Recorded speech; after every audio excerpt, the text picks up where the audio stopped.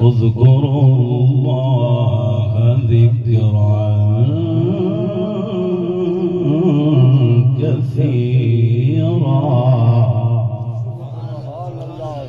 وسبحوه بكرة وأصيلا.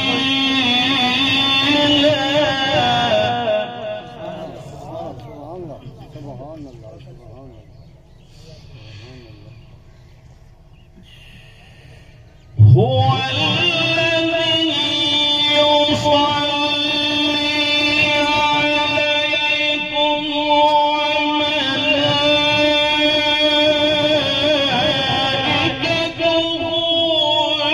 ليخرجكم من الظلمات إلى النور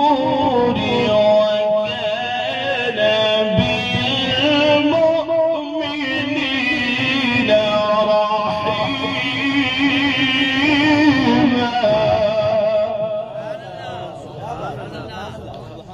تحيتهم يوم يلقونه سلام